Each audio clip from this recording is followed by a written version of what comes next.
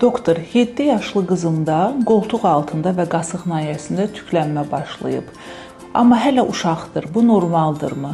Digər bir mesaj, 8 yaşında oğlumda kəskin tər qoxusu və qoltuq altında tüklənmə var.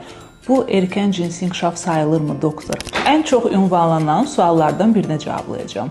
Qızlarda 8 yaşdan, oğlanlarda 9 yaşdan daha erkən, qoltuqaltı və qasıq nahiyəsinə tüklənmə və yetişkinlərə xas tər qoxusu sadə prematur adrenarx adlanır. Nə deməkdir bu? Böyrəküstü vəzlərdən androgen hormonunun biraz tez ifraz olunması, beləcə də qoltuqaltı və qasıq nahiyəsində olan tük follikullarının, tər vəzlərinin həmin hormonlara həssaslığının artmasıdır. Əgər ki, bu əlamətlərlə yanaşı ikincili cinsi inkişaf əlamətləri yoxdursa, yəni qızlarda süd vəzi inkişafı, oğlanlarda xarici cinsiyyət üz nahiyəsində dəyişikliklər yoxdursa, bu təhlükəli bir hal sayılmır. Lakin bir nüans da vardır ki, çox vaxt prematur adrenarx olan qızlarda gələcəkdə polikistik yumurtalıq sindromu, insulin dirənci kimi hallar daha tez-tez rast gəlinir. Və nəticə etibarilə qoltuq altında və qasıq nahiyəsində tüklənmənin olması, qoltuq altından kəskin tər qoxusunun gəlməsi normanın bir variantı sayılır.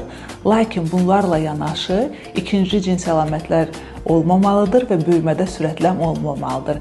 Əgər ki, bunlarla yanaşı bu sadaladığım əlamətlər varsa, bu erkən cinsi inkişaf əlaməti ola bilər və bu halda da uşaq endokrinoloqa müraciət etmək önəmlidir.